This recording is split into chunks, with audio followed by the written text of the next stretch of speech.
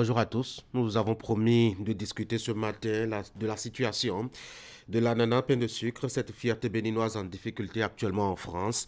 Paris a dit avoir fait des tests qui ne rassurent pas, en tout cas d'une consommation humaine sans conséquences sur la santé. L'annonce a bougé des choses à Cotonou ici. Un directeur général, notamment celui en charge du contrôle de la qualité et de la sécurité sanitaire des aliments, a perdu son fauteuil dans la foulée et s'est retrouvé face aux agents de la police pour donner quelques explications qui pourraient aider à mieux comprendre ce qui s'est passé. Nous analyserons tout cela. Justement, parlant de directeur général, celui dont la nomination a fait beaucoup de bruit et de mécontents à Cotonou il y a un bon moment maintenant, en raison, entre autres, de sa nationalité, il était rwandais, ou sinon il est rwandais, a démissionné hier. Le DG de l'ANIP a décidé de déposer le tablier et c'est le plus important des sujets traités ce matin par les quotidiens. Nous ferons la une des journaux et la revue de presse dans un instant.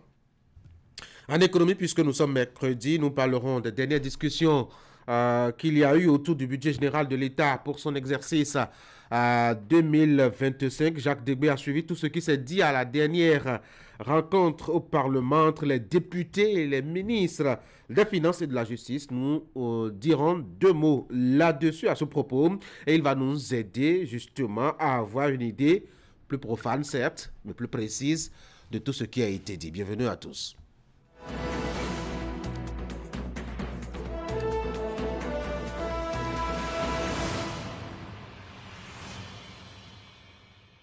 Voici la une des journaux. Fraternité ce matin, vacances scolaires au Bénin, un moment d'épanouissement pour les apprenants. Le sociologue Valérie Dossou, les parents envoient l'enfant pour qu'il découvre un autre monde. Agence nationale d'identification des personnes, ANIP, Pascal Niamoulinda se retire, Aristide Adjinakou le remplace. Nous sommes passés à Le Télégramme. Après la médiation de Soglo et de Yahi, Tiani ouvert à un dialogue avec Patrice Talon. Lire le communiqué sanctionnant la visite au Niger des anciens présidents du Bénin. Le matinal, Agence nationale d'identification des personnes, le Rwandais Pascal Niamoulinda démissionne, Aristide Adjinakou nommé directeur général. Lutte contre la sortie frauduleuse de produits du territoire national, 84 tonnes de noix de cajou interceptées, détail avec le journal.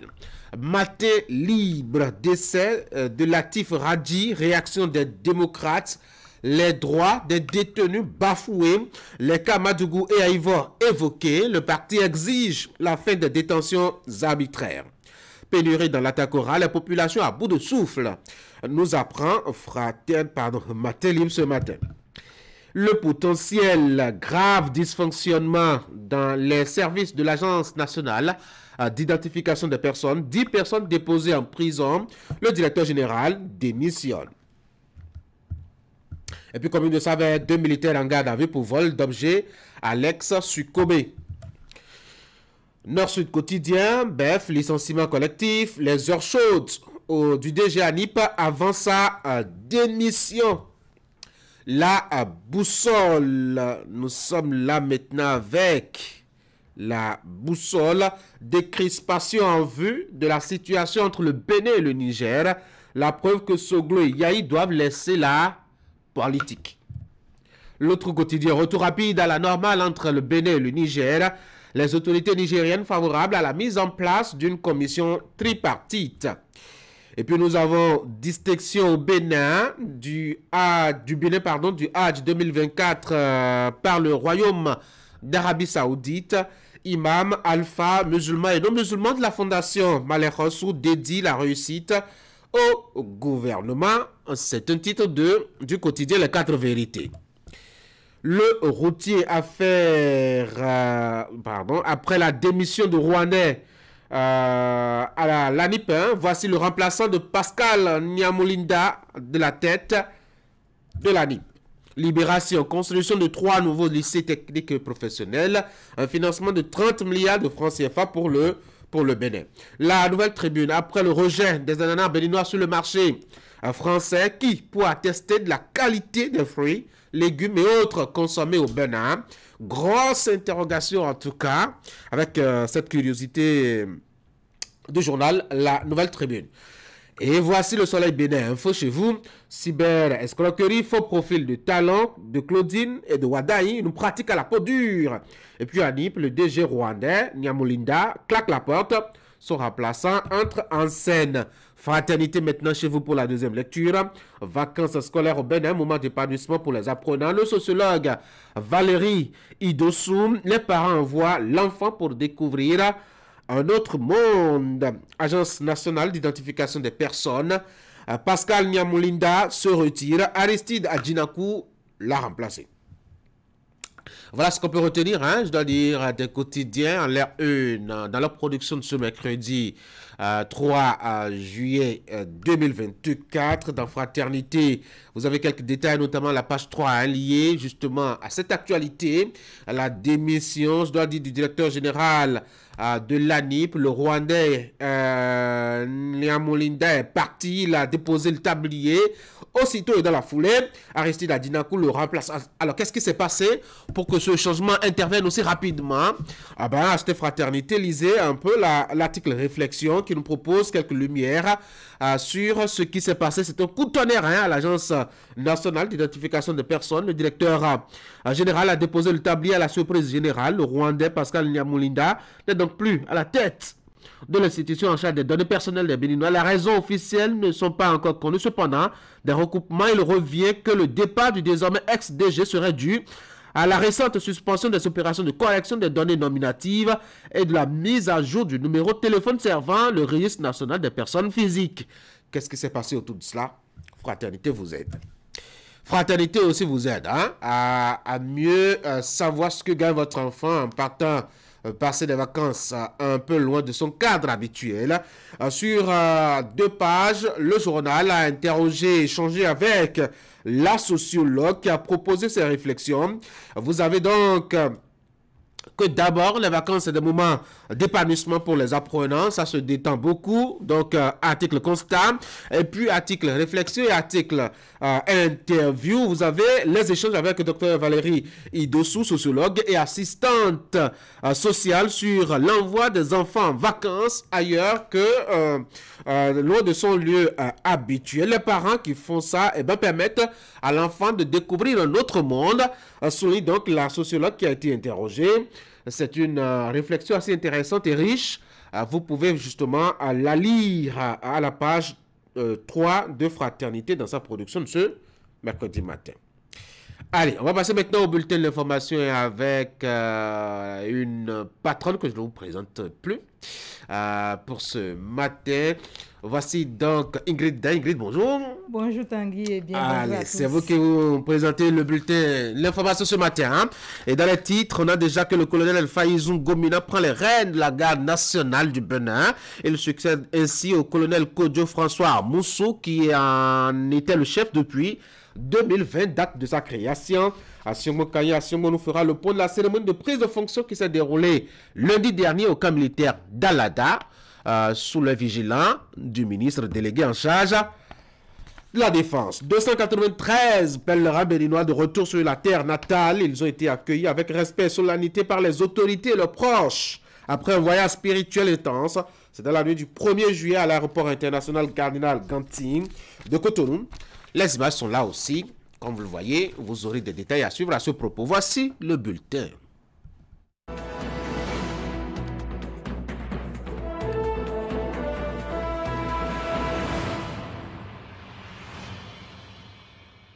Allez, on embarque, hein, Ingrid Day, on va direction à l'Adal, on va parler de la Grande Muette, ça a bougé là-bas.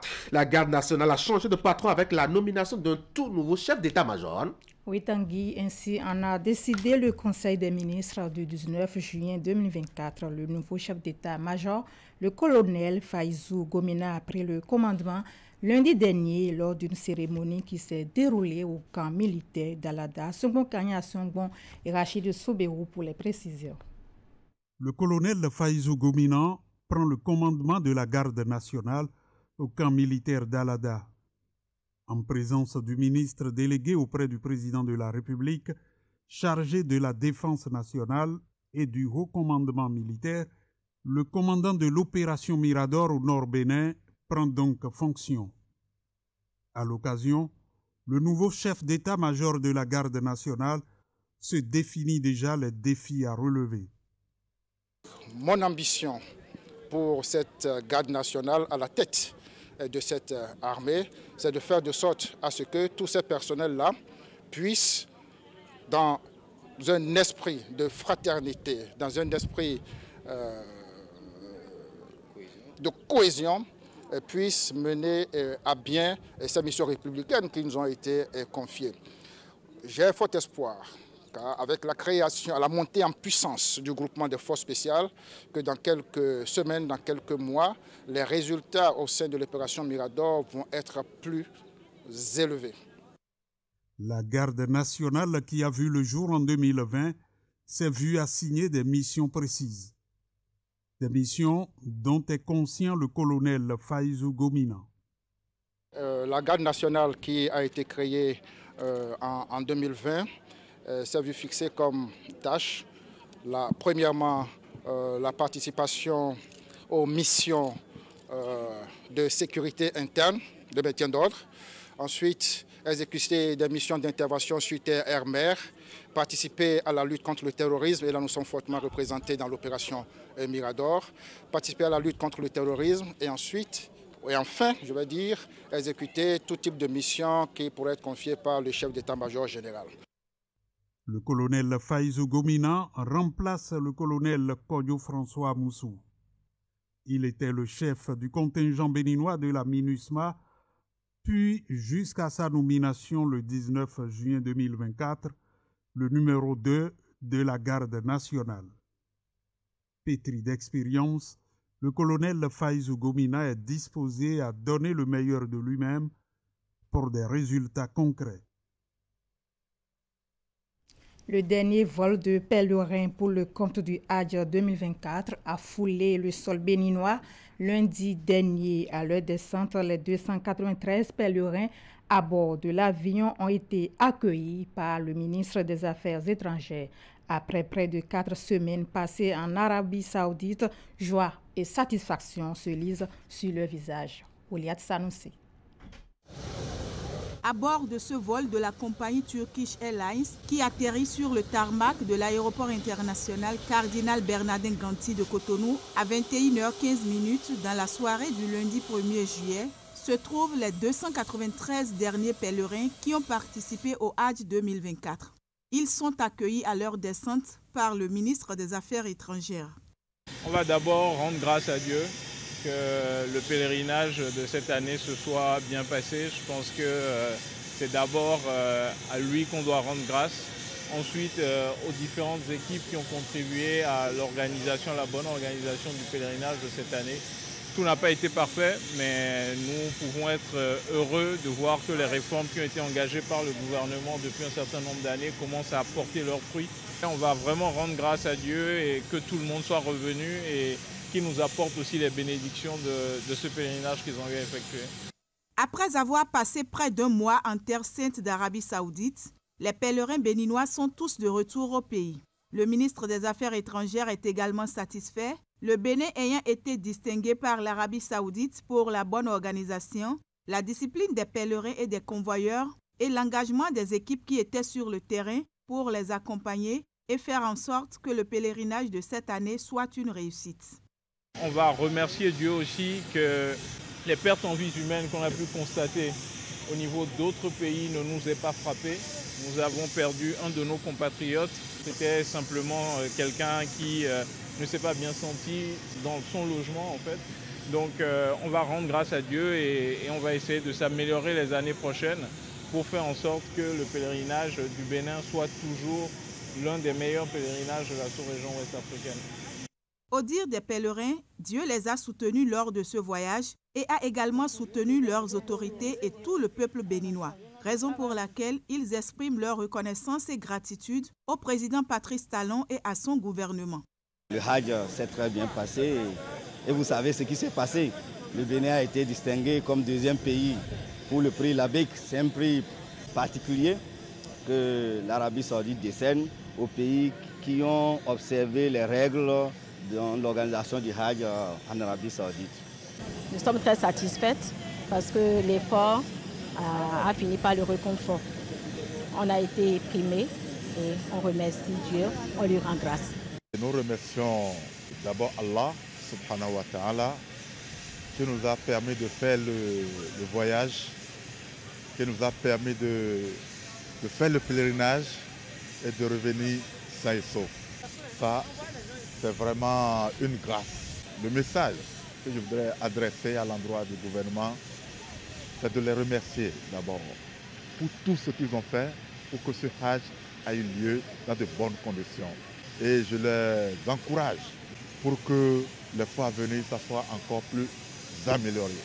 Le quota total du Bénin pour l'édition du Hajj 2024 est de 2300 pèlerins. Le Bénin, honoré par les autorités saoudiennes, fait déjà la promesse de mieux faire pour le Hajj 2025 et les années à venir.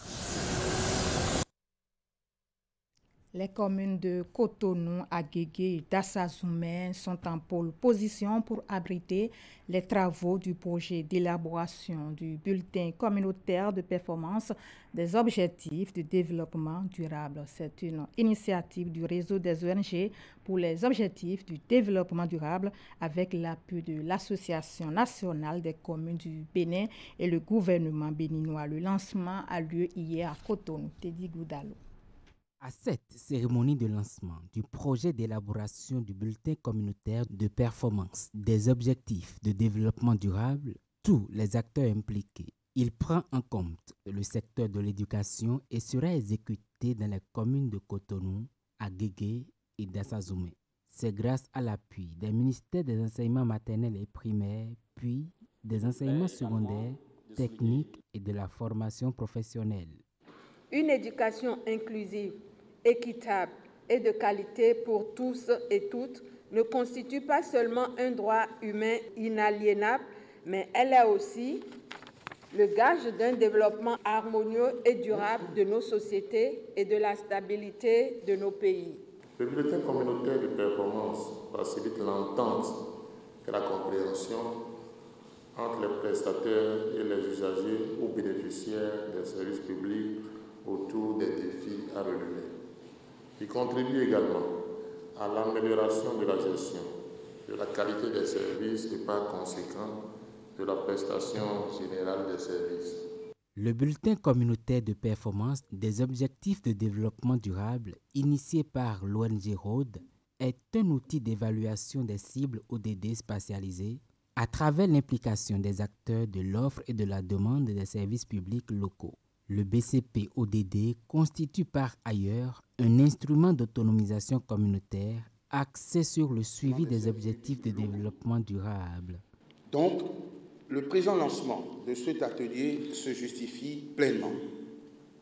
Chers hôtes, acteurs privilégiés de l'éducation, ensemble, engageons-nous à faire de l'éducation inclusive et de qualité une réalité pour tous. Le bulletin communautaire de performance que nous lançons aujourd'hui est un outil essentiel qui nous permettra de suivre nos progrès, d'identifier les domaines nécessitant des améliorations et de rendre compte de manière transparente et responsable de nos réalisations. Mesdames et messieurs les experts, vous qui allez conduire le travail de terrain par rapport à la réalisation du bulletin communautaire de performance, je voudrais vous suggérer très humblement, en ce qui concerne les acteurs à écouter, de ne pas omettre les chefs des coordinations des circonscriptions d'inspection pédagogique et les acteurs du dispositif vie scolaire qui vous seront d'une très grande utilité. Derrière l'ONG Road, l'Association des communes du Bénin, ANCB et le gouvernement s'alignent pour de résultats tangibles au profit des populations. En image maintenant, du 27 au 30 juin 2024, la ville de Natitengo a vibré au rythme de la 6e édition de la Journée internationale de la sécurité sanitaire des aliments, célébrée le 7 juin de chaque année. Sous l'impulsion de l'ONG internationale belge Île-de-Paix, les acteurs de la chaîne de transformation des produits agroalimentaires se sont retrouvés 3 jours durant pour célébrer en différé l'événement. ce sera tout Tanguy. On se retrouve donc demain pour partager le reste de l'actualité. Oui, en attendant dans la journée, d'autres rencontres avec les téléspectateurs pour partager des informations et des rendez-vous d'informations. Déjà à 13h, à 19h30 et à 22h30, vous avez les grandes éditions. Et puis entre ces grands rendez-vous, vous avez, ma foi, les petites éditions, notamment celle de 11h. Et de 16h. Merci beaucoup à Ingrid Dider pour la présentation donc, de ce bulletin de l'information. Allez, voici maintenant chez vous l'invité.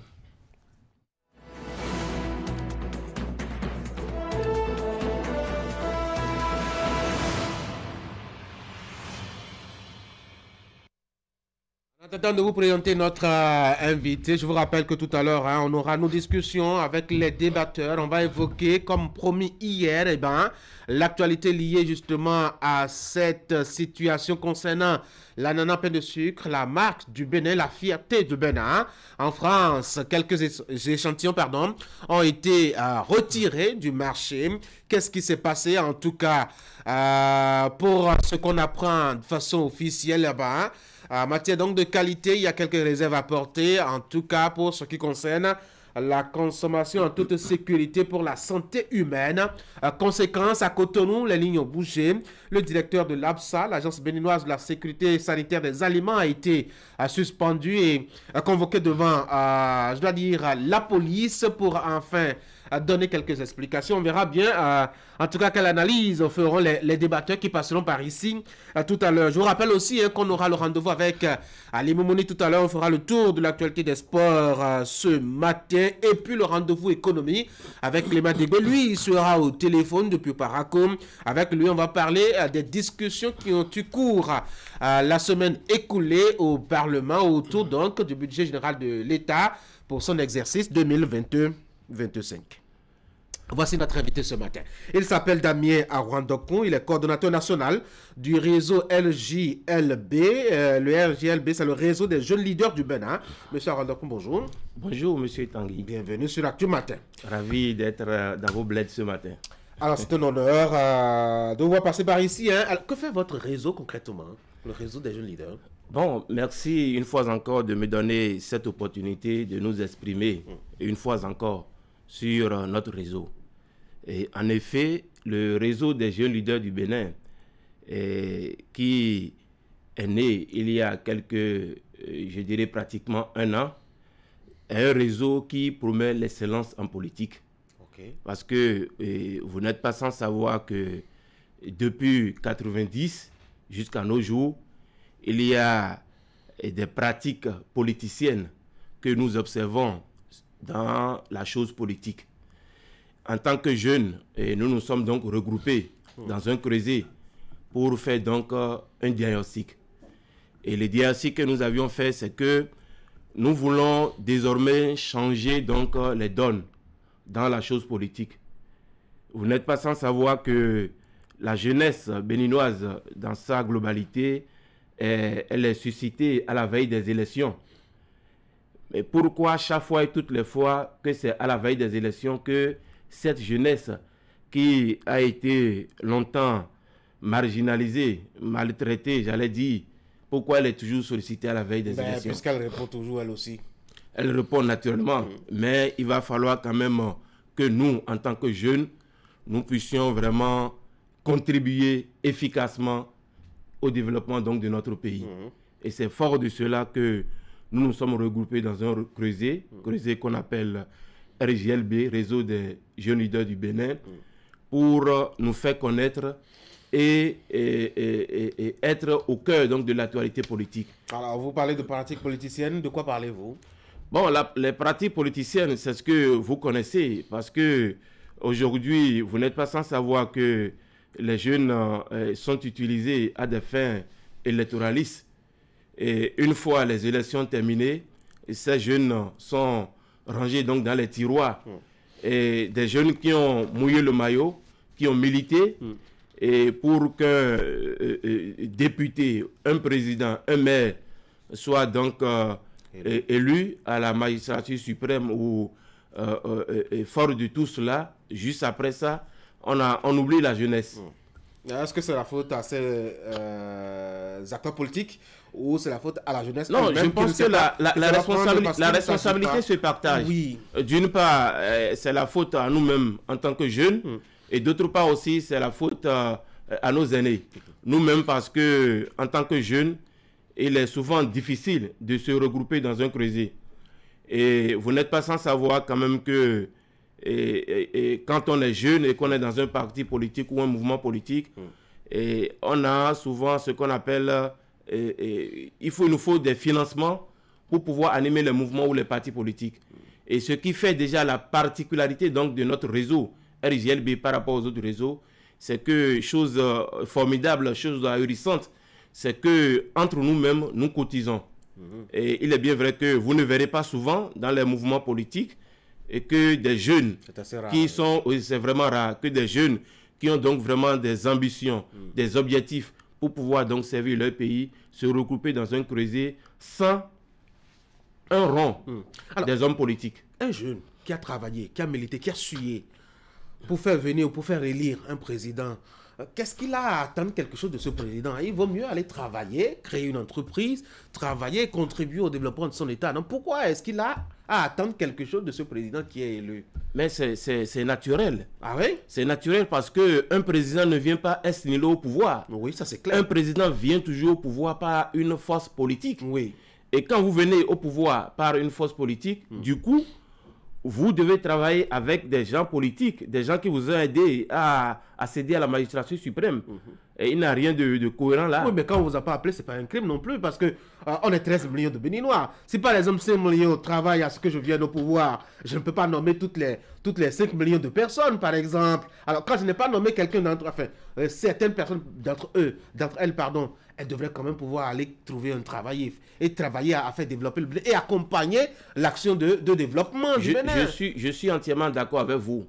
Et au sein donc du réseau des jeunes leaders du Bénin, nous n'avions pas connu une nomination, mais nous dénonçons chaque fois et toutes les fois les dérives donc du gouvernement et que nous encourageons aussi donc le gouvernement sur certains points à aller de l'avant. Donc on n'a pas besoin d'être nommé à un poste politique avant de servir son pays. Et c'est ce que nous le faisons depuis des années. Est-ce qu'il ne faut pas travailler à éduquer la jeunesse, à savoir que l'avenir n'est pas dans les postes politiques, dans les nominations politiques, etc., mais plutôt dans ce qu'on a conçu par ses propres mains soi-même? Naturellement, les postes politiques sont des postes éphémères. Et sont des postes éphémères. Et c'est pour cette raison que nous, au sein donc du réseau des jeunes leaders du Bénin, nous avions compris très tôt. Et vous n'êtes pas sans savoir que nous sommes avec des femmes à Godier, des femmes Amazon aujourd'hui.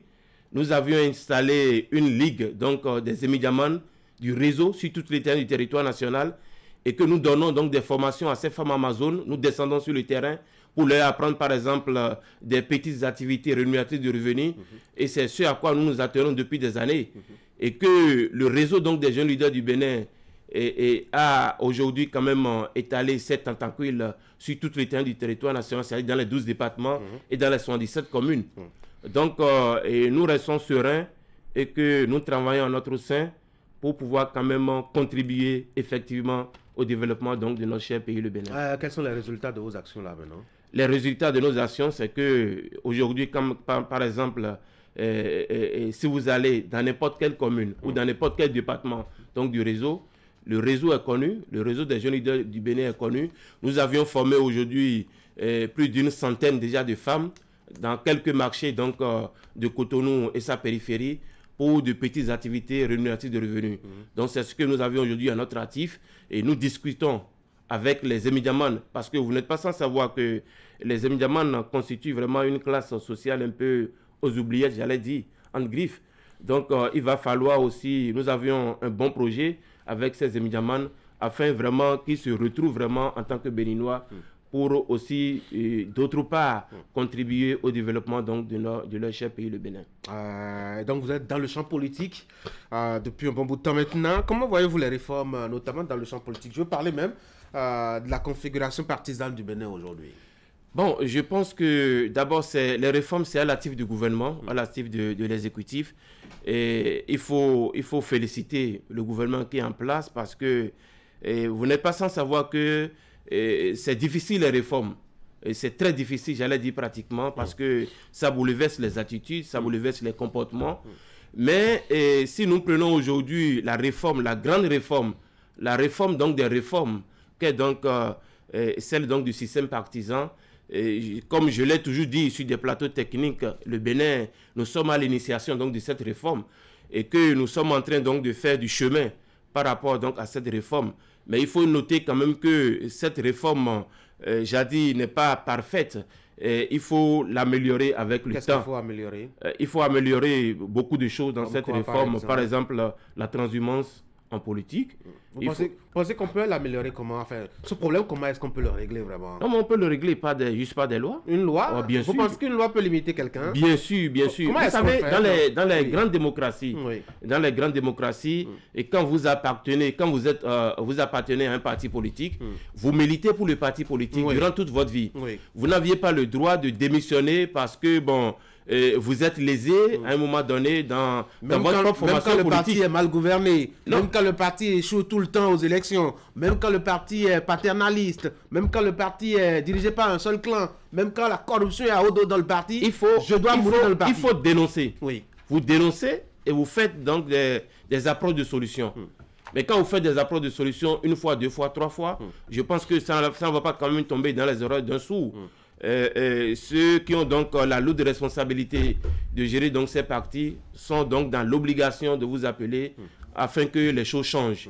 Mais vous devrez être normalement contre la réforme du système partisan. Non, vous qui êtes organisé en réseau, les gros partis politiques qui sont là installés vont vous écraser, quels que soient les rendez-vous électoraux qui arrivent. Vous ne serez que des tâcherons, en tout cas organisés en réseau comme vous l'êtes là actuellement, des tâcherons pour ces partis politiques. Bon, le mot est trop fort. Nous ne serons pas des tâcherons parce que, vous savez, les partis politiques aujourd'hui, ce sont pratiquement des regroupements donc, de mouvements politiques. Oui, ça c'est clair. Il n'y a pas de parti politique sans regroupement politique. Oui. Et la réforme du système partisan, tel que je vous ai dit, c'est un avantage, un atout pour donc, le peuple béninois. Mais ce que j'ai toujours déploré, c'est que et quand vous prenez un peu cette réforme en elle-même et avec le code actuel, la jeunesse n'a pas vraiment son mot à dire par rapport à tout ce qui se passe. Il est bien vrai que vous venez donc de noter tout à l'heure que les mouvements politiques seront broyés, effectivement, et je le confirme, mais ce n'est pas pour cette raison quand même qu'en tant que mouvement, demain nous pouvons être un parti politique. Et qui le sait, seul Dieu, on peut devenir un parti politique. Mais pour le moment, nous sommes un réseau fiable, un réseau respecté et respectable sur l'échiquier politique national parce qu'à un moment donné, nous avions démontré de quoi nous sommes donc capables. Et que ce qui différencie, tel que je vous ai dit tout à l'heure, des autres réseaux, parce qu'il ne s'agit pas de créer un réseau politique pour le créer. Et ce qui différencie aujourd'hui le réseau des jeunes leaders du Bénin par rapport aux autres réseaux, nous nous sommes toujours dit quand même qu'il va falloir que nous puissions donc changer les choses. Nous puissions changer donc les donnes au 229. Parce que la manière dont nous faisons la politique au Bénin, ce n'est pas une bonne manière. Et il va falloir donc changer donc les choses. Autre sujet de l'actualité, le Bénin et le Niger qui ne s'entendent pas, en tout cas depuis un an pratiquement maintenant, depuis le coup d'État intervenu le 26 juillet 2023. Fort heureusement, il y a une médiation qui, en tout cas, nous fait avoir beaucoup d'espoir. Les anciens présidents Soglo et Yahi étaient à Niamey, puis au Palais de la Marina, le lundi dernier, pour essayer, en tout cas, d'amener les deux parties à discuter, à se voir. Les choses se dessinent comme annoncé. Comment est-ce que vous analysez cela chez vous? Bon, je pense que c'est un ouf de soulagement. Et d'abord, il faut expliquer à nos téléspectateurs que par rapport à cette crise, le gouvernement a déjà anticipé. Qu'est-ce que je mets dans l'anticipation? Vous n'êtes pas sans savoir qu'il y a de cela quelques mois, le gouvernement a essayé donc de discuter avec les autorités nigériennes pour trouver donc une solution parmi tant d'autres par rapport à la fermeture donc de la frontière. Et que chemin faisant, les discussions ont évolué et par la suite, aujourd'hui quand même, c'est un ouf de soulagement au niveau donc des transporteurs. Quand vous chargez aujourd'hui votre marchandise et par le port de Cotonou, vous pouvez prendre le corridor Kandi-Segbana. C'est un peu plus long. La sécurité aussi n'est pas tellement garantie. Non, quand Cotonou-Kandi, Kandi-Segbana, je pense que c'est une très bonne voie. Il a la sécurité. Tout ce qui concerne le Bénin, je pense que le Bénin est l'un des pays aujourd'hui dans la sous-région d'Afrique de l'Ouest qui dispose vraiment d'une forte sécurité sur le corridor. Et je pense que c'est à l'actif du gouvernement. Mais revenant à votre question, je pense que les anciens présidents, d'abord, il faut les féliciter. Et je félicite vraiment le président d'abord Soglo, malgré son âge. Et de surcroît, le président Yaïboni, ils ont démontré à la face du monde que, quelles que soient nos divergences, quel que soit ce que nous avions, ce que nous pouvons donc discuter dans le pays, il va falloir toujours s'entendre.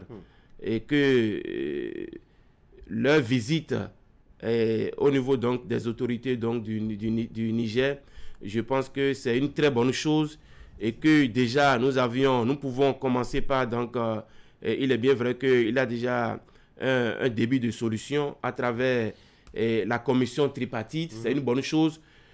Maintenant, il faut vite y aller, accélérer donc les choses, parce que vous n'êtes pas sans savoir que cette commission tripartite est composée des autorités nigériennes, des autorités béninoises, mais des anciens présidents. C'est pas pour rien qu'on a encore concédé ces anciens présidents, parce que tout se passera sous le regard bienveillant donc de ces deux anciens présidents. Et c'est à l'actif donc du Bénin, c'est à l'actif de tous les Béninois. Alors, vous êtes un mouvement politique, hein? 2026, comment ça se prépare chez vous? 2026, c'est un tournant décisif. Comme j'ai toujours l'habitude de le dire, c'est le tournant des tournants. D'abord, c'est la première fois depuis la conférence nationale que notre pays, le Bénin, aura à organiser donc des élections générales.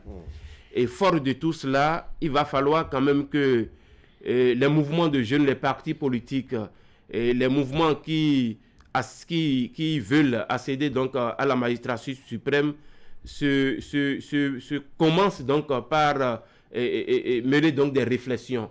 Et la réflexion pour cette fois-ci au niveau donc du réseau des jeunes leaders du Bénin, nous l'avions martelé 1000 et 1000 fois. Pour cette fois-ci, nous voudrions quand même qu'il y ait donc des primaires au niveau de toutes les instances politiques. Ah non, pourquoi ça va être au niveau de tous les... Oui, nous les exigeons.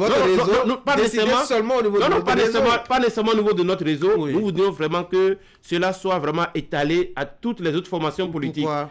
Nous voulons des primaires. Vous savez, et l'importance d'une primaire dans une formation politique. Ça déchire le parti politique. Pas du tout. On a vu le PS partir en vrille. Non, pas du tout. En France. Pas du tout. Ici, nous sommes et même l'Union fait la nation. Hein, ici nous sommes au Bénin. Nous sommes au 229. Et aujourd'hui, quand vous interviewez aujourd'hui toute la jeunesse béninoise, les gens sont aujourd'hui dans l'optique de dire aux formations politiques de commencer donc par faire des primaires. Vous savez, quand vous faites les primaires dans les formations politiques, et vous êtes plus assis, vous êtes plus connu, et que rapidement, quand vous êtes proposé par les instances politiques, et tout roule sur des roulettes. Et on n'a plus vraiment, donc, on n'est plus vraiment inquiet à vous accompagner par rapport à votre programme d'action. Donc c'est fort de cela qu'au sein donc, du réseau des jeunes leaders du Bénin, et nous voudrions vraiment que cette fois-ci, qu'il y ait donc des primaires au sein des instances politiques. Pour décider des candidats. Voilà, des candidats. Mais nous nous préparons activement. Parce que vous n'êtes pas sans savoir que le réseau des jeunes leaders du Bénin a été le premier réseau pour parler donc de la caricature, c'est-à-dire le profil idéal donc, du candidat en 2026. Nous sommes toujours au laboratoire, nous sommes en train de travailler pour ça. Et je pense qu'à un moment donné... C'est quoi? Vous réfléchissez encore? Vous n'êtes pas candidat? Vous ne pouvez pas faire votre propre... Bon, je suis béninois. Si je remplis les conditions pour être candidat, je le serai. D'accord. Merci beaucoup à vous, Damien Arandokon. Je rappelle que vous êtes coordonnateur national du réseau des jeunes leaders du Bénin. Vous étiez sur ce plateau pour parler actualité politique. Allez, bonne journée. Merci à moi. Mesdames et messieurs, voici l'actualité des sports chez vous.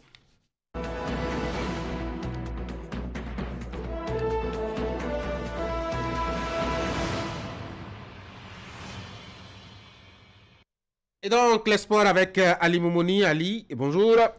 Bonjour Tanguy. On va parler un peu, je dois dire, de football, mais aussi déjà de cette actualité qu'on avait annoncée ici sur ce plateau hier avec la réception par ici d'un des vôtres, des nôtres, Rolando Kuchan. On va parler de ça. On va commencer par ça d'abord. Oui. La communauté nationale et internationale qui a célébré hier donc la journée des journalistes sportifs. Et bien entendu, comme tous les 2 juillet, et cette fois-ci le thème c'était bien sûr le sport pour la promotion des sociétés pacifiques et inclusives qui a été donc retenu pour cette édition. Comme je le disais, à cette occasion, l'association de la presse sportive du Bénin a procédé au lancement officiel du mois de la presse sportive béninoise 2024, une façon pour l'association et ses membres de commémorer l'édition 2024 de la Journée internationale des journalistes sportifs. Et c'est une première fois que cette fête, que cette journée est célébrée dans l'histoire de la presse sportive du Bénin. Je vous propose ici un extrait du président de l'APS Bénin, l'association bien sûr de la presse sportive du Bénin qui a initié cet événement.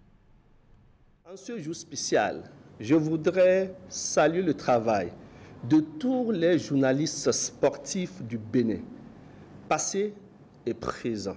Notre dévouement et notre passion et notre intégrité sont la pierre angulaire de notre profession. Nous avons la responsabilité de continuer sur cette voie, de nous adapter aux nouvelles réalités médiatiques et de toujours chercher à améliorer la qualité de notre travail. C'est la raison fondamentale pour laquelle nous avons ensemble accepté mettre sur pied l'association de la presse sportive du Bénin en ces mêmes lieux. C'était il y a exactement 1 an. Je vous encourage à utiliser votre plume et votre voix pour promouvoir les valeurs de paix et d'inclusion dans le sport. Soyons, mesdames, messieurs, amis sportifs et journalistes de façon plus précise, les ambassadeurs d'un sport qui rassemble, qui inspire et qui transforme positivement notre société. Au cours donc de cette journée de célébration, les membres de l'APS Bénin ont eu droit à divers tableaux d'activités Tanguy, des échanges de partage et partage d'expériences entre journalistes de la presse sportive béninoise. Des communications ont également été animées à l'intention des participants sur l'intelligence artificielle qui envahit de plus en plus le secteur. Les participants ont aussi eu droit à une visite d'exposition d'images sportives de l'Union des reporters d'images sportives professionnelles du Bénin à cette activité qui lance ainsi le mois de la presse sportive du Bénin. Je vous propose ici de suivre un extrait de quelques participants. On n'a pas fini d'utiliser encore la presse écrite, les journaux, les autres médias traditionnels. On n'a pas encore fini d'utiliser les réseaux sociaux et brutalement, on vit encore dans une nouvelle ère de la communication avec l'intelligence artificielle. Il y a une peur. Il y a une peur à entrer dans cette nouvelle ère. Donc, dès lors que cette association profite de cette journée et voit un peu comment ça va se faire pour que ça ne laisse pas trop de dégâts autour des journalistes qui ne sont pas totalement, où nous, dans nos médias et dans nos organes de presse, on n'est pas préparé à accepter ça. Je crois qu'on ne peut que saluer ça parce que c'est une initiative noble. Une presse, elle est unique. Une presse, elle est unique et je pense que s'il faut avoir un mois de la presse sportive, elle est très bienvenue. Et tous les journalistes, normalement, tous les journalistes sportifs doivent se mettre ensemble et célébrer ce mois et faire en sorte pour que la presse sportive soit vraiment unie. Parce que c'est le plus important pour nous aujourd'hui. Il faudrait qu'on ait une presse sportive béninoise unie. Au cours du mois de la presse sportive béninoise, il est également prévu d'autres activités dont la formation des journalistes, leur immersion au niveau des différentes disciplines sportives comme le beach volley, le handball ou encore l'escrime. L'apothéose sera donc les awards de la presse sportive du Bénin. Voilà donc pour ce qui concerne donc l'actualité, je dois dire au Bénin, on va passer les frontières. On enfile nos godasses, non, pour aller voir du côté de l'Europe, qu'est-ce qui se passe. Là-bas, c'est l'Euro qui se déroule. On connaît désormais toutes les équipes qualifiées pour les quarts finales. Et la Turquie peut être l'intruse. Bien sûr, Tanguy, l'intrus est la Turquie qui, donc, hier s'est imposée à la formation de l'Autriche, alors qu'on ne s'attendait pas du tout à retrouver cette formation. À cette étape de la compétition, faut-il le préciser, elle a perdu ses 4 dernières rencontres avant le début de l'Euro. Et donc, elle démarre malheureusement, sinon heureusement pour elle, très bien l'Euro en s'imposant lors de la première journée. On se rappelle de cette explication face à la Géorgie. C'était 3-1 pour la formation turque qui a réussi donc à s'offrir désormais le billet qualificatif pour les quarts de finale après avoir passé donc le premier tour. Ça fait donc une victoire assez intéressante pour la formation turque qui a marqué déjà sa domination, sa possession dès le début de chaque mi-temps. Déjà la première mi-temps avec Demiral et qui réussit encore à faire le doublé lors de la deuxième mi-temps. Et malgré la réduction du score des Autrichiens, difficile pour les coéquipiers d'Anatovic, donc d'Anatovic de revenir au score 2-1 pour la Turquie qui va rejoindre donc les Pays-Bas qui entre-temps s'étaient imposés à la Roumanie. On fait donc le point ainsi des différents résultats des rencontres disputées pour ces huitièmes de finale, ces dernières rencontres comme temps pour les huitièmes de finale de l'Euro 2024. Les Pays-Bas s'étaient imposés 3-0 à la Roumanie. Tanguy, la Roumanie était quand même restée, je dirais, avec quand même une chance de revenir dans la rencontre jusqu'aux 10 dernières minutes de cette explication. La Roumanie, malheureusement, va sortir de cette compétition. Très belle Roumanie. La très belle Roumanie, oui, il faut l'apprécier. Bien sûr. C'est le sport, c'est le football. Oui. Et c'est parfois assez de déception. Absolument, absolument. Beaucoup de rebondissements et d'émotions en tout cas. Comme cette Belgique dorée qui n'a jamais pu toucher à un trophée depuis, mettons quoi, une dizaine d'années. Oui, 2012, 2014, on se rappelle de la Coupe du Monde. C'était triste avec cet Eden Hazard feu follet parti à la retraite. Bien entendu. Allez, on fait rapidement le point des rencontres des quarts de finale. L'Espagne affrontera donc l'Allemagne, on le disait, donc le Portugal aura pour l'adversaire, donc la France, l'Angleterre jouera contre la Suisse et pour finir, la dernière affiche sera entre les Pays-Bas et la Turquie. Ce sera le samedi prochain à 20h. Tanguy. Allez, on file du côté donc du continent américain pour parler de la Copa qui se déroule de l'autre côté. Les rencontres des phases de groupe ont pris fin, donc c'était ce mercredi matin. Les dernières explications étaient donc entre le Brésil et la Colombie au niveau du groupe D. Rencontre qui s'est soldée sur le score nul, d'un but partout. Entre score de parité, bien sûr, le Costa Rica s'est imposé de son côté au Paraguay, 2-1 pour le Costa Rica. Malheureusement, elle ne réussira pas à composter son billet puisque le Brésil a réussi à s'offrir un point donc, lors de cette explication face à la Colombie. 5 points donc pour le Brésil qui passe aussi donc, au quart de finale. La Colombie est donc leader de ce groupe avec 7 points plus 4. Le Paraguay et le Costa Rica vont sortir donc tout simplement de la compétition. Malheureusement pour le Paraguay qui sort avec 0 points moins 5 au goal average. La suite, ce sera donc les quarts de finale qui vont démarrer donc le 5 juin à 2h. Donc l'Argentine affrontera l'Équateur, le Venezuela aura pour l'adversaire le Canada. Le 6 juillet, à 2h et à 23h, il y aura la rencontre, locale bien sûr, du Bénin. C'est pas la même, donc du côté de l'Amérique. Et puis la Colombie affrontera le Panama. Et pour finir, le 7, on aura la rencontre entre l'Uruguay et le Brésil.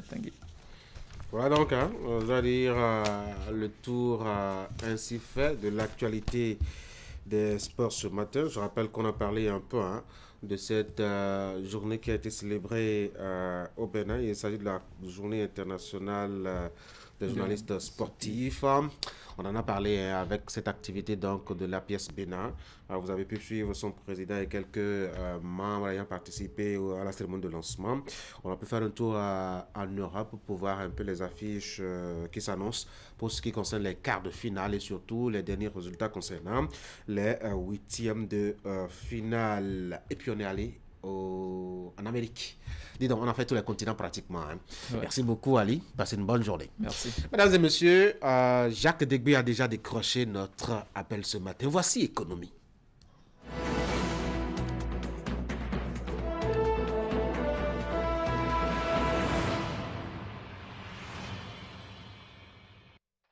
Jacques Degbé, bonjour.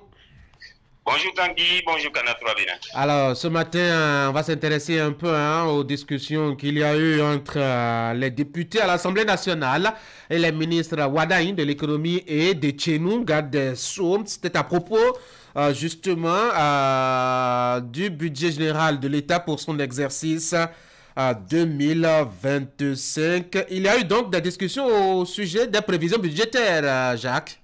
Oui, affirmatif Tanguy, le budget de l'État exercice 2025 sera voté probablement en décembre prochain, comme le veut la tradition.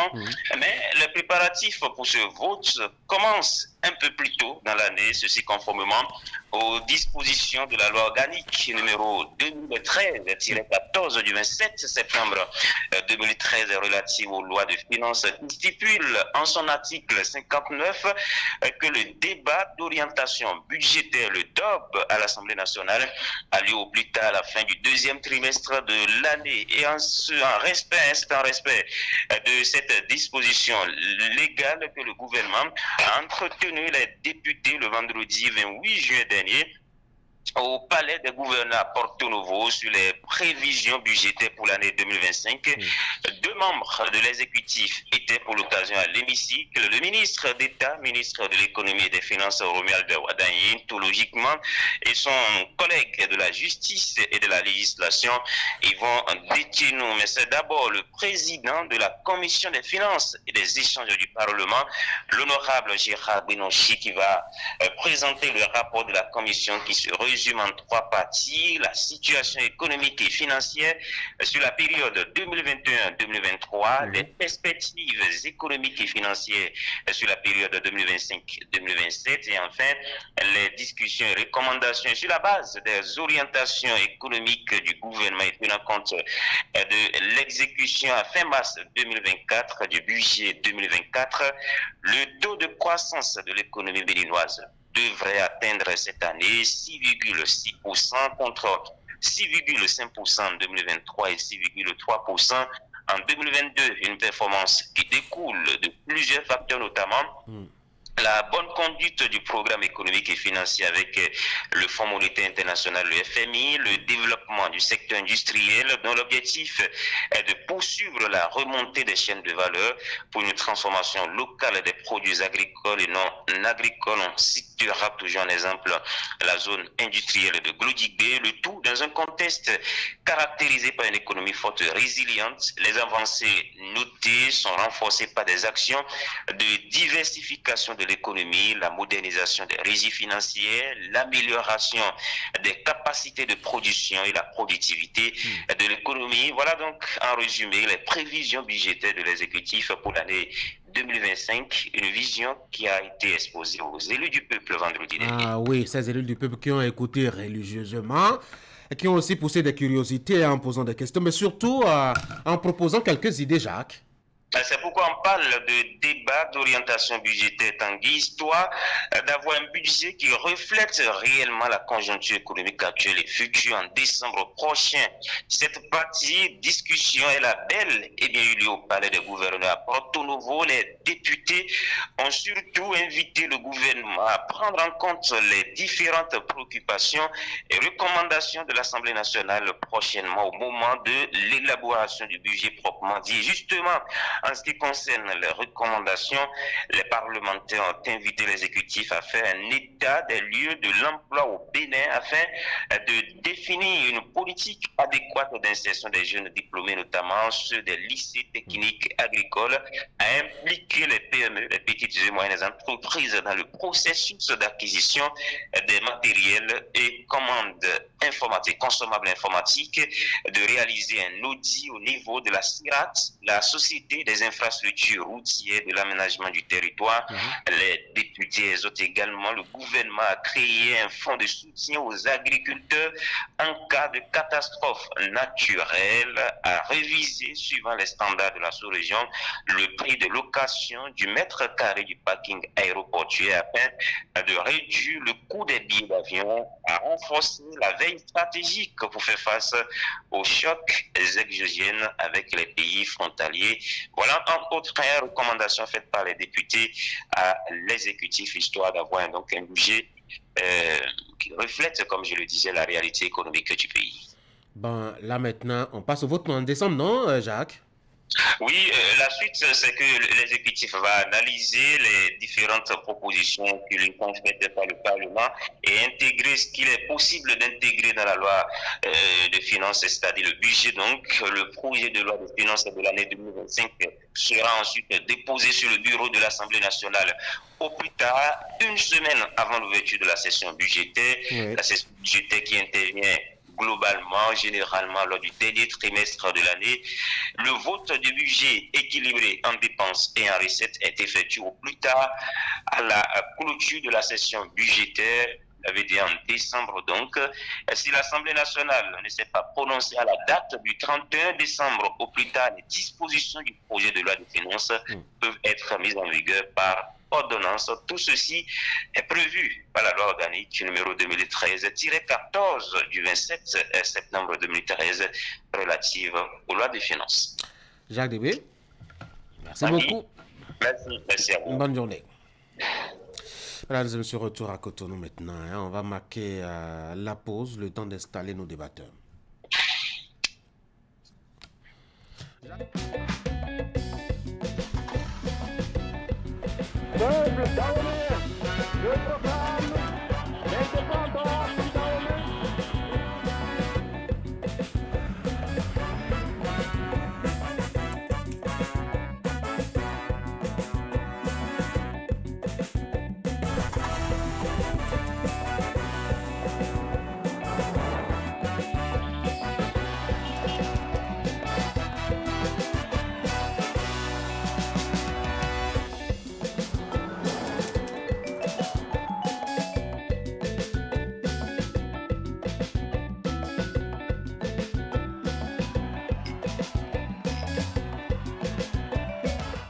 La Béninoise, de génération en génération.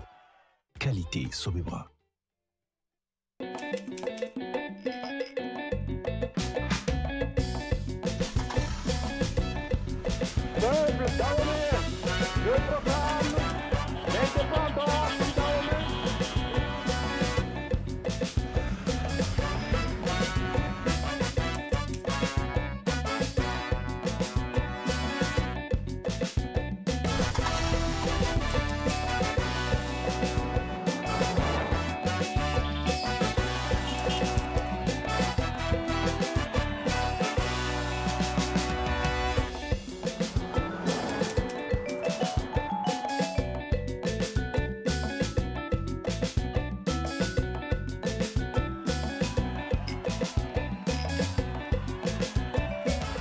La Béninoise, de génération en génération.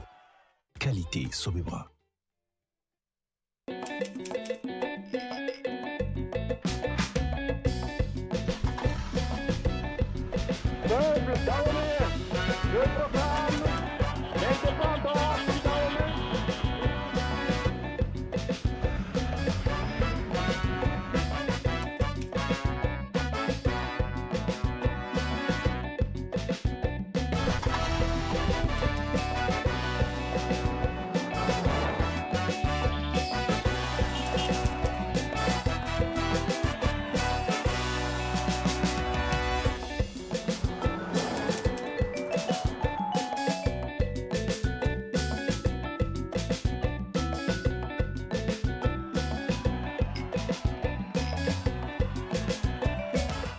La Béninoise, de génération en génération.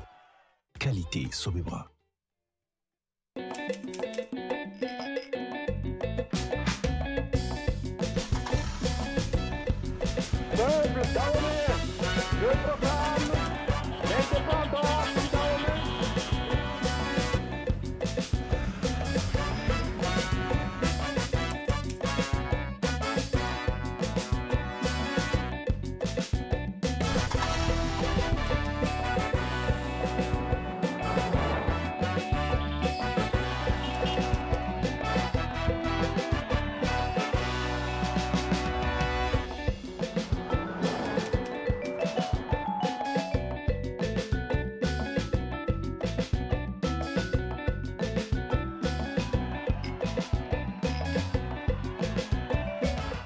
La Béninoise, de génération en génération.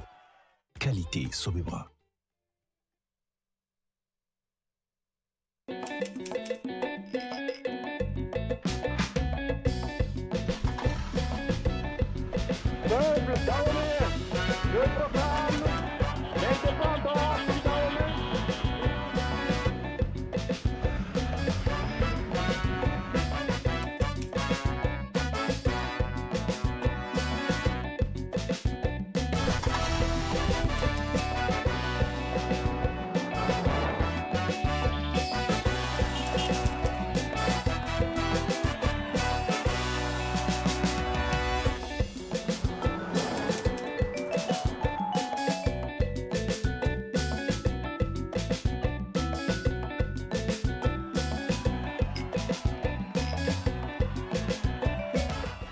l'ananas béninoise.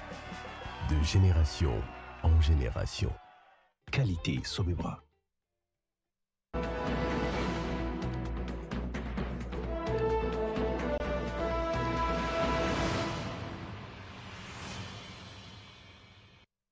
Franck, bonjour.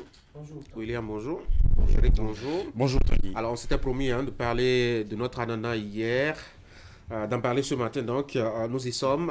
Notre ananas qui a quelques soucis en terrain français. Il y a quelques échantillons qui ont été retirés de la circulation là-bas. Prétexte ou argument, c'est que les échantillons retirés avaient été préalablement analysés et ont révélé quelques soucis, en tout cas en matière de composition, qui peuvent être assez nocifs pour la santé humaine. Franck, réaction? Moi, quand j'ai eu l'information, j'étais un peu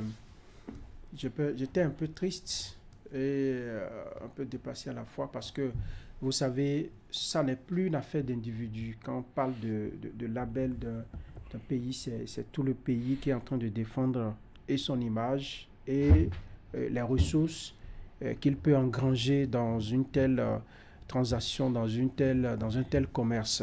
Et donc, quand j'ai appris ça, je me suis dit, attention, vous savez, dans d'autres pays, les gens ont déjà dépassé ces niveaux-là.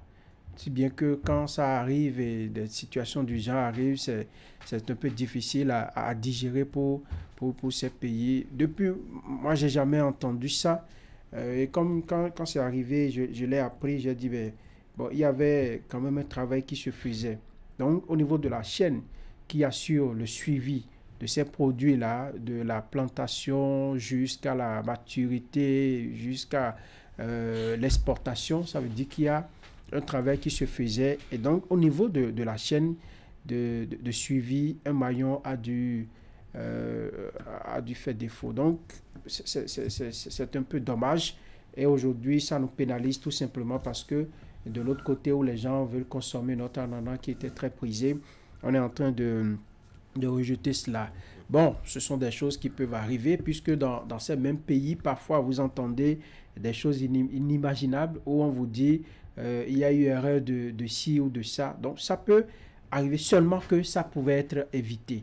Aujourd'hui, nous payons le lot tribut de cela, tout simplement parce qu'on ne pourra plus exporter vers cette destination-là nos produits pour le moment. En tout cas, pour le moment. Eric, oui. Oui, on parle de contamination chimique ou d'une concentration élevée de résidus de pesticides. Je pense que c'est la raison qui a amené les autorités françaises à justement demander à ce qu'on retire ces produits sur le marché. Il ne faut pas s'en cacher. Tanguy, c'est un gros coup, justement, dans un contexte où nous avons fini par retrouver le marché international avec ce produit.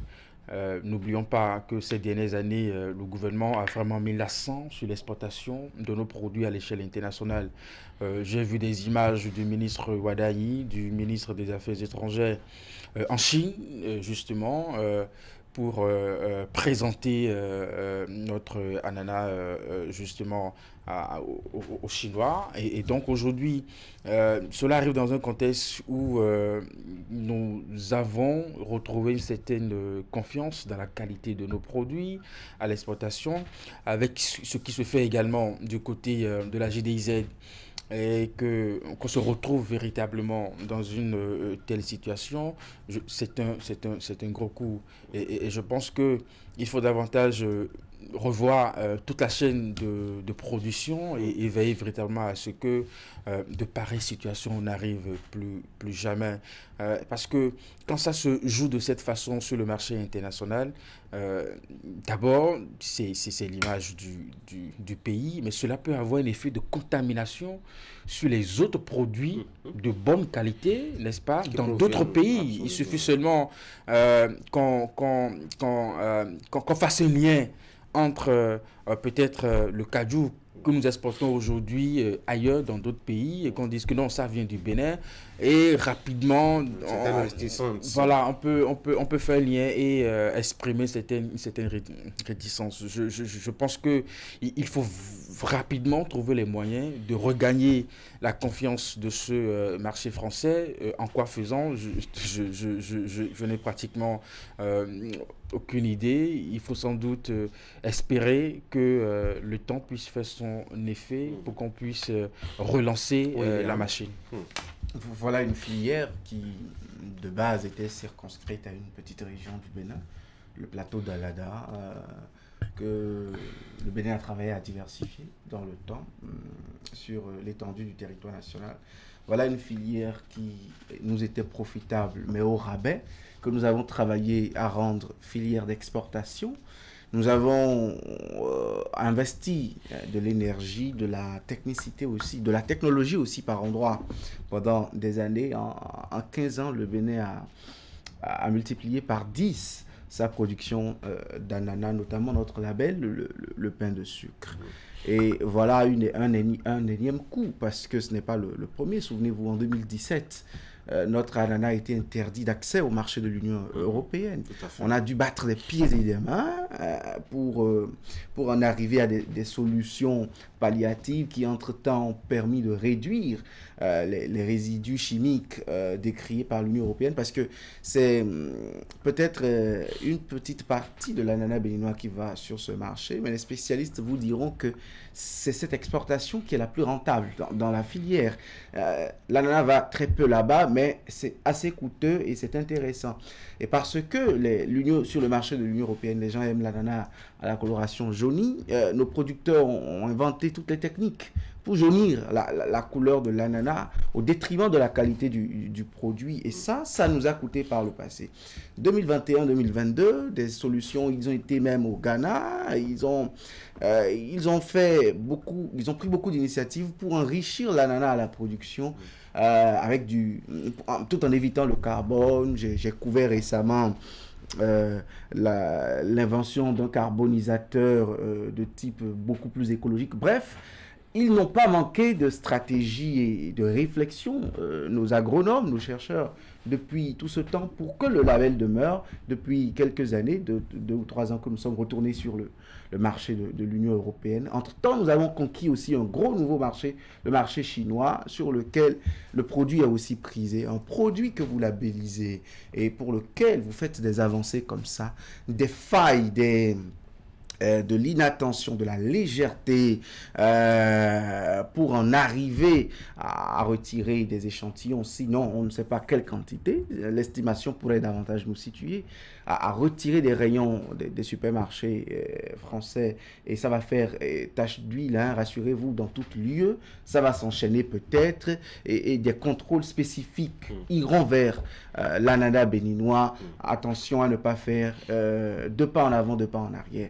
Je fais des parallèles avec notre stade de l'amitié, je fais des parallèles avec beaucoup d'autres réalisations. Les rythmes sinusoïdaux, là, les rythmes un peu en dessous, un peu en deçà, en abscisse, en ordonnée, ensuite en moins infini, en plus infini, ça fait pas du développement. C'est vrai que toute marche connaît des hauts et des bas, des éténuements, des errements aussi, des dévoiements par endroits, mais de façon répétitive, avec presque le même contexte. J'aurais aujourd'hui aimé que ce soit un autre problème qui se pose sur l'ananas béninois, et que ce ne soit pas la présence de produits chimiques dus aux intrants agricoles. J'aurais aimé qu'on nous dise aujourd'hui que le pain de sucre a besoin de la faute est à qui? Moi j'ai écouté, les raisons que j'ai écoutées. Ce n'est pas d'abord, je dois dire, la chaîne de contrôle, parce qu'en réalité, quand le producteur finit sa production, même si on ne l'a pas contrôlé dans le champ, et avant la consommation, quelqu'un devrait nous garantir quand même que ce que nous voulons aller acheter sur le marché est de nature à ne pas nous rendre malades. Donc, est-ce que ce n'est pas la chaîne de contrôle qui a un problème, Franck? Oui, et en particulier le responsable de cette structure-là qui est chargé de faire le contrôle. En réalité, avant d'exporter l'ananas, c'est qu'il y a un certain nombre d'analyses qui ont été opérées. Et donc, il y a eu manque de rigueur dans ces analyses-là qui ont été opérées avant l'envoi. Donc, on peut dire que c'est le responsable de la structure qui n'a pas su jouer son rôle. Parce que si tout cela, les prélèvements sont faits, si disons, tous les produits qui sont utilisés sont bien utilisés dans leur dosage et tout, il aurait pu découvrir ce qui est dans cet ananas-là et qui ne serait pas bien pour la consommation. Donc tout cela, il y a eu de la légèreté, il faut avoir le courage de le dire, ce qui nous a coûté ce qui est arrivé aujourd'hui. Et vous savez, quand ça se passe comme ça, c'est un peu compliqué parce que selon certains spécialistes, le marché de l'Union européenne est un marché très difficile à pénétrer. Et donc si vous arrivez à pénétrer, c'est de garder le cap pour ne pas... Vous savez, avec le rappel fait par William en 2017, et on a dû batailler dur pour retourner sur le marché. Quand ça se répète comme ça, je pense que ce n'est pas bien pour le Bénin, ce n'est pas bien pour notre économie.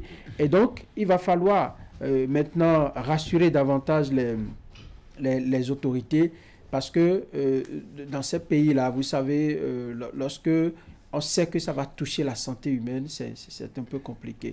Moi, je pense qu'il faut mettre peut-être le contrôle à 2 niveaux, de structures différentes qui doivent... Je ne sais pas si la DANA est spécialisée ou peut faire le job. Non, je crois que c'est l'ABSA qui a déjà fait les frais.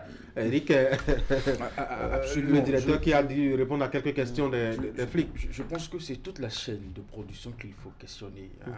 Depuis même la zone où l'ananas a été produit.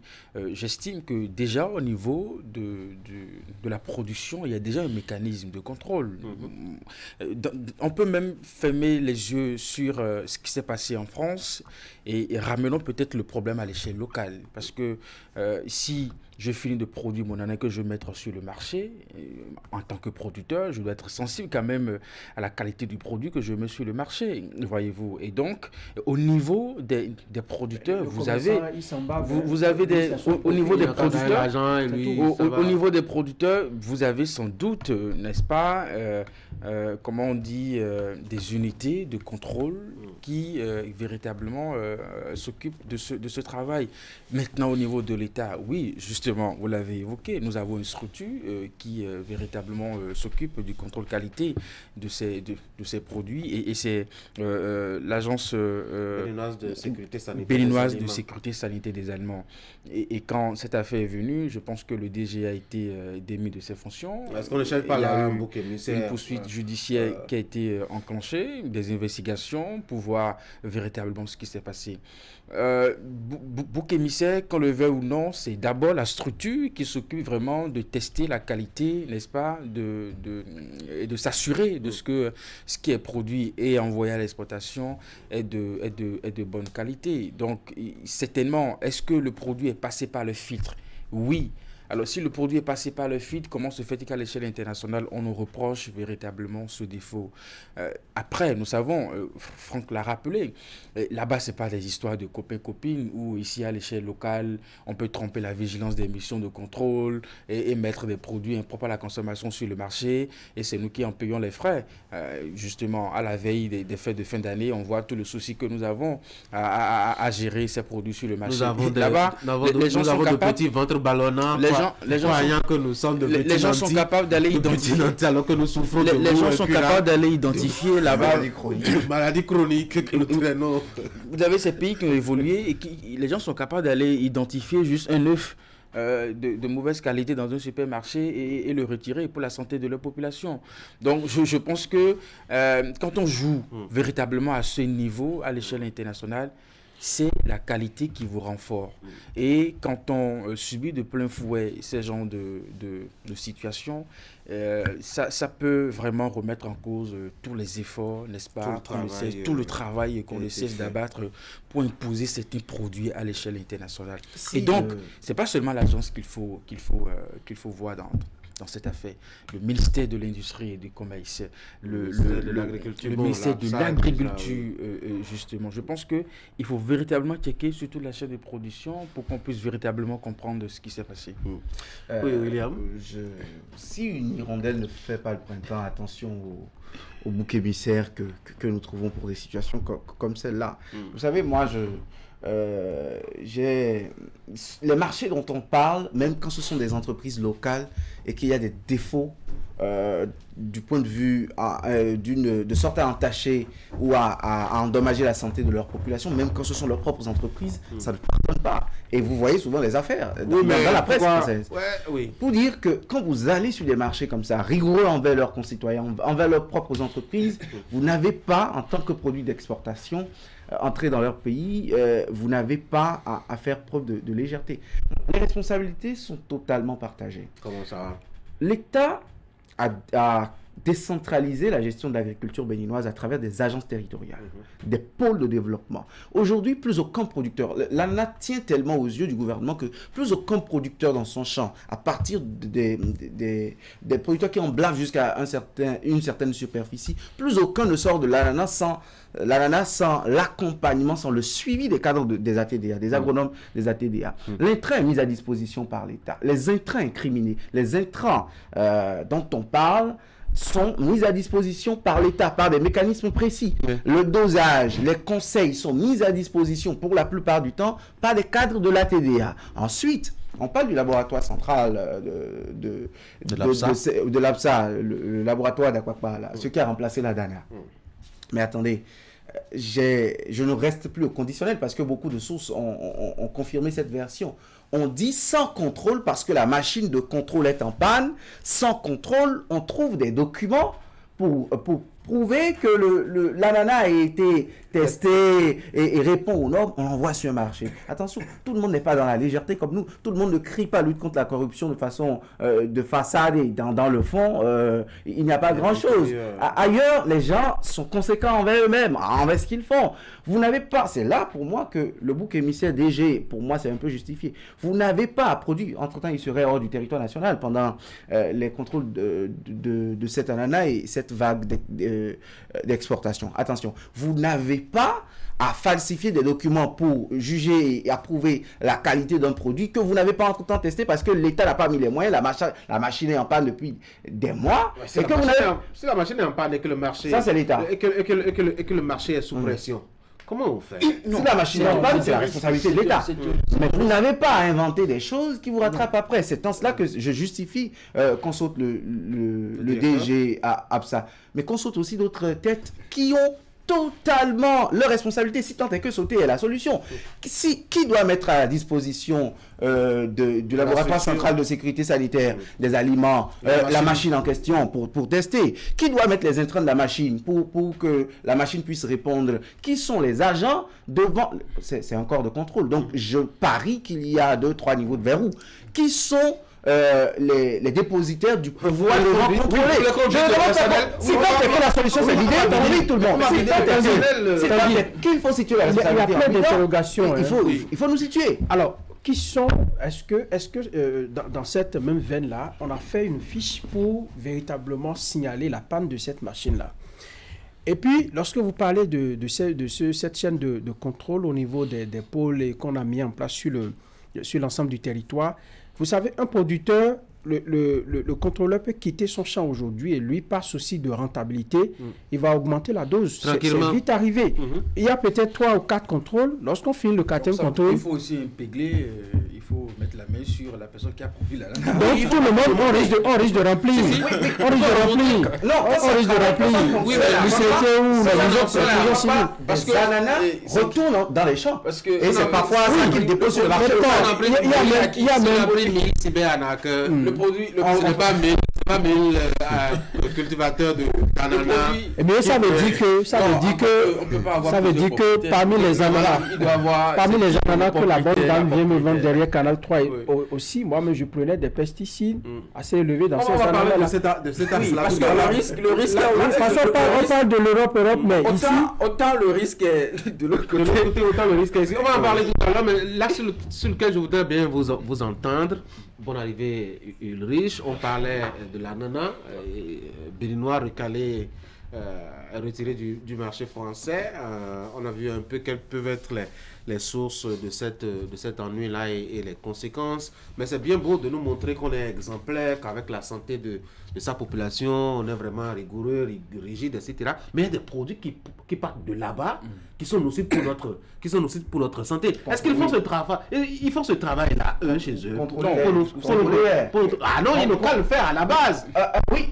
Comme vous aussi, vous le faites à la base, vous produisez des documents et après on trouve des pesticides dans vos produits. Donc vous aussi contrôlez ici, dans les réunions, les produits qui viennent de là-bas, parce que les gens sont tellement friands de ça qu'il suffit de voir quelques petites marques françaises ou d'autres pays sur certains produits. Ils ont beau coûter les yeux de la tête, les gens déboursent toute leur économie pour ça. Oui, on débourse 2-3 fois, alors qu'en réalité c'est la marque qu'on achète. Ils s'inventent, ils déposent les sachets dans les poubelles communes, des cours communes pour montrer qu'ils vivent mieux que vous, Béninois, qui ingurgitez des choses de qualité moindre. Ça aussi, trouvons les moyens de contrôler alors. Parce que, en fait, pour rien au monde, il n'y a l'excuse selon laquelle un produit contenant des substances cancérigènes, potentiellement cancérigènes pour l'organisme, un produit contenant des substances toxiques pour l'organisme humain, que ces produits, pour une raison ou une autre, se retrouvent légitimement, légalement et avec toute la facilité qui peut se glisser autour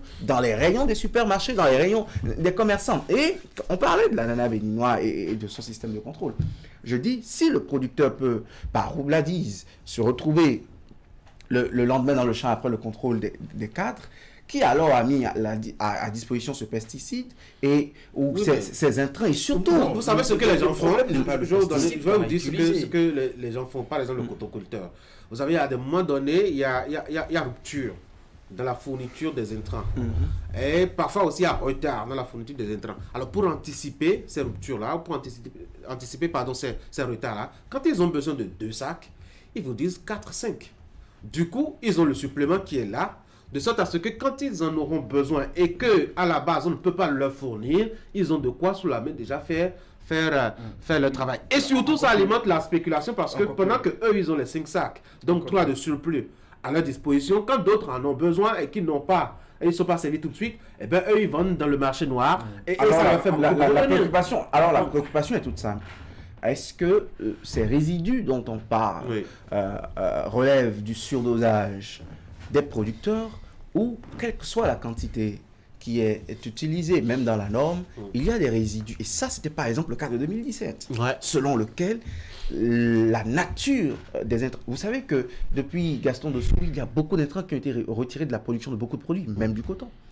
Notamment les produits vivriers comme l'ananas. Il y a beaucoup d'intrants qui, en raison de leur nature et conséquences. Donc là, on a à nous situer sur ces raisons, au lieu de sauter un fusible dans tout un système. En fait. Dans ce qui est reproché, on parle d'une concentration élevée de résidus de pesticides. Ça n'a pas la qualité des intrants qu'on a utilisés, n'est-ce pas, pour la production de l'ananas. Il y a toujours des traces. Donc c'est des questions de dosage où on n'a vraiment pas... comment on dit, utiliser les doses recommandées pour le traitement de ces produits. Oui, je pense que c'est nous qui n'accordons pas le même intérêt à la santé de nos populations. Par rapport à la question, c'est à nous d'assurer le contrôle de ces produits qui viennent de l'extérieur, n'est-ce pas, vers nos pays. Et nous savons avec quelle facilité ces produits ont accès véritablement. Dieu seul sait quel est le contrôle qui est fait véritablement. Avec beaucoup de facilité. Par contre, dans le sens contraire, c'est beaucoup de difficultés. On vous soumet à des contrôles, à des tests, n'est-ce pas? Parce que là-bas, on veut s'assurer de ce que de ce qui est consommé par leur population que c'est un produit véritablement sain. Donc, c'est une guerre, justement, une guerre commerciale. Si vous estimez que vous, pour vos produits qui sont exportés sur le sol, eux, ils vous imposent des contrôles avec beaucoup de rigueur. Alors qu'ils nous envoient avec beaucoup de rigueur. C'est à nous, ça me fait penser des tas de déchets qu'on a déversés à Abidjan. Voilà. Donc, c'est à nous, justement.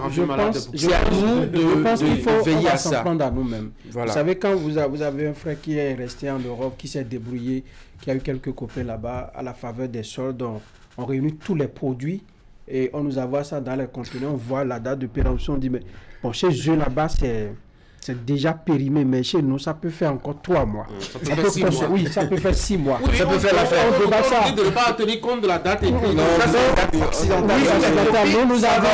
nous avons des intestins. De calendrier grégorien. Voilà, nous avons des intestins bien souvent. On rallonge la durée. Oui, donc, peut-être que le contrôle a été fait là-bas, mais le temps que ça passe pour arriver, c'est-à-dire en mer jusqu'à Cotonou, je ne sais où. Non, mais on a vu des riz en plastique. On a vu des saucisses avec des pourritures. On a vu... C'est des choses, en fait, actuellement, ils ont détecté le ça de côté. Non, mais le frère là-bas qui est en Europe, lui, il ramasse ça, il met ça dans un... Même actuellement, il y a ce débat qui se fait. Son petit frère qui est au quartier ici devient le petit riche du quartier parce qu'il arrive à liquider. Voilà, c'est lui qui vend les c'est lui que vous allez prendre. Alors qu'en été, vous avez peut-être la qualité. Quand vous échangez actuellement avec les acteurs de la boulangerie, ils vous diront que la farine de blé, par exemple, qu'on amène sur nos territoires, il y a des résidus justement de pesticides aussi. On n'a pas les moyens de contrôler. Vu la quantité importante de farine de blé, n'est-ce pas, qui a dit qu'on n'a pas les moyens? On amène. Si pour l'ananas, la machine... On le met à disposition. Mais si pour le tester, si pour le contrôle de salive ou de l'autre bouche, comment on va le tester? Envoyer ça à quoi? Mais si pour le contrôle de l'ananas... Est-ce que la machine a déjà réparé? Attendez qu'on amène la machine pour envoyer ça. Oui, vous savez, quand on parle de dosage, en fait, de résidus de pesticides, il faut expliquer quelque chose. Ce n'est pas qu'il y a surdosage, il faut qu'on l'explique. D'habitude, quand vous utilisez des pesticides, après, il y a une période donnée pendant laquelle vous ne pouvez pas vendre le produit, vous ni consommer le produit, le temps que les résidus disparaissent. C'est pareil pour, dans le cas chez les vétérinaires du moins, quand par exemple, on injecte des vaccins à une bête, à une vache, comme à un mouton, il faut un temps donné avant que cet animal ne soit mis en consommation. Parce que si vous le consommez, pendant ce temps, si par exemple c'est des antibiotiques qu'on leur a injectés, pendant ce temps, c'est que vous ingurgitez justement ces produits-là. Parce qu'il faut un temps donné pour que l'organisme assimile justement le produit. Donc, je pense que le problème que nous avons aujourd'hui par rapport à la précocité, c'est pas seulement la précocité. Le problème se résume en un seul mot qui s'appelle légèreté. Il y a eu légèreté sur plusieurs plans. Déjà au niveau du producteur, qui sait très bien parce qu'ils sont souvent accompagnés par les agents de la TDA, donc il doit lui-même savoir consciemment qu'il y a une période quand on utilise les pesticides, il y a une période pendant laquelle on ne doit pas commercialiser ce produit-là. Donc déjà cet opérateur n'a pas fait preuve de bonne foi, il devrait savoir que ce produit, s'il n'est pas prêt, on ne le met pas sur le marché. Donc, voulant coûte que coûte gagner, peut-être qu'il y a une offre qui s'est présentée, et voulant coûte que coûte gagner, il s'est positionné sur le marché alors qu'il n'a pas le droit de se positionner sur ce marché-là. Le deuxième aspect, c'est quand ça vient au niveau des autorités qui doivent contrôler ces produits, parce qu'avant qu'un produit ne sorte ou n'entre dans le pays, il faut impérativement faire un contrôle. À ce niveau, il y a eu aussi faille. Donc, on doit normalement sanctionner à tous les niveaux. Et quand vous dites par exemple que nous avons des produits qui viennent de l'extérieur et qui, en fait, des produits de très mauvaise facture qui viennent sur notre marché, je dis, mais c'est encore la légèreté à notre niveau. Parce que autant nous contrôlons nos produits avant d'envoyer à l'extérieur, avant de l'exporter, de l'autre côté, on contrôle aussi à l'importation chez eux. Donc, nous aussi, quand nous recevons des produits de l'extérieur, nous avons obligation de contrôler les produits qui viennent. Et c'est en cela que, ailleurs, les associations ou les ligues de défense des droits des consommateurs est assez actives. Parce que Quand vous savez que vous devez défendre les droits des consommateurs, quand vous savez que vous avez la santé des populations entre vos mains, vous devez faire l'effort de vous disposer des moyens qu'il faut. Même si les moyens ne sont pas les plus colossaux, il faut quand même le minimum pour le faire. Mais observez aujourd'hui, il y a des produits qui passent et parfois vous en avez. Tanguy l'a dit tout à l'heure, on a vu par le passé des riz en plastique dont on a parlé, tout ça. Donc, il faut simplement commencer par être rigoureux. Il faut commencer par être assez rigoureux au niveau de ces pays. Ils ont cela pose encore un problème et à l'interne, cela pose un problème de santé publique. Parce que la France aujourd'hui a détecté des choses, mais entre nous, ces produits, ces ananas que nous consommons, vous le savez, nous égurgitons au quotidien. Ces résidus, et c'est que c'est le mal interne qui a été montré à l'extérieur. Ça nous rappelle maintenant pas que nous sommes vraiment en insécurité au quotidien en achetant à manger. Il ne s'agit pas seulement de l'ananas. Moi, je me disais que comme c'est l'ananas, en fait, c'est une vérité. Moi, je vis à Calavi. Et l'ananas, c'est à Lada. Il n'y a pas beaucoup de kilomètres. Donc, je me dis, comme c'est juste à côté, en plus, c'est on est tenté de le dire. C'est relativement bonne qualité. Donc, il n'y a pas suivi de produits de conservation, de transport, des conditions de... Ça qui déchante directement, ça se retrouve sur le marché. On peut dire a priori que c'est beaucoup mieux que ce qu'on met dans les boîtes, etc., qu'on nous envoie 4 ou 5 ans après leur récolte. Nous ne sommes pas à l'abri. Et ça, je pense que nous le savons tous, que sur nos marchés, nous avons des produits propres à la consommation. Et parfois, j'aime croire que l'État a même dépassé en matière de contrôle. Dépassé ou ne peut même Oui, parce que quand vous les interrogez, les mécanismes de contrôle, on n'a pas trop d'effectifs pour faire le tour véritablement de ces marchés, de ces boutiques où ces produits sont véritablement vendus. Quand vous allumez votre radio sur les émissions de Grogne, vous avez nos concitoyens qui se plaignent.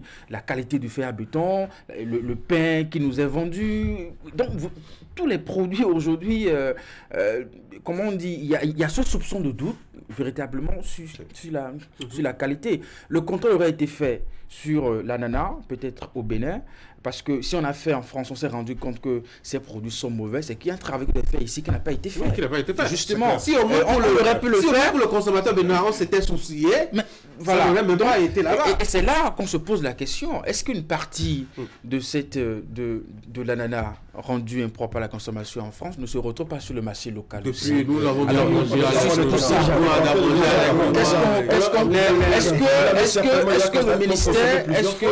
Est-ce que le ministère du Commerce a mis en branle comment on dit, un mécanisme d'alerte? Non, un mécanisme d'alerte pour identifier le travail du ministère. Parce que, alors Tanguy, est-ce qu'on a mis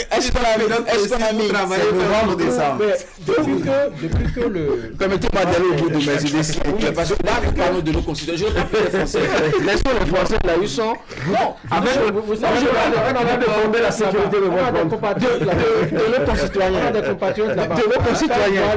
Donc, l'ananas de je se jette la défi.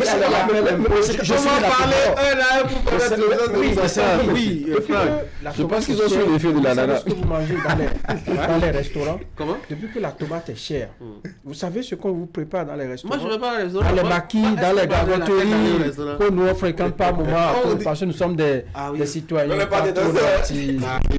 Vous savez, c'est comment on vous dit de la carotte pourrie, on vous dit du poivron pourri, de la tomate, de l'oignon maintenant pour donner une coloration, pour donner, parce que la tomate est très chère. Quand vous allez acheter votre com chez la bonne dame du quartier, ce n'est plus la couleur de la sauce de tomate qu'on connaît, mais c'est tellement rouge. Vermeil, pardon.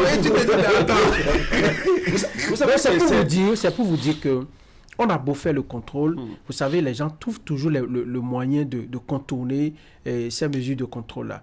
Le vétérinaire finit de contrôler la bête, bien tamponnée, et il quitte. Lui, il va tuer encore sa bête qui est grabataire quelque part, et il mélange toute la viande, et il va vendre ça aux populations.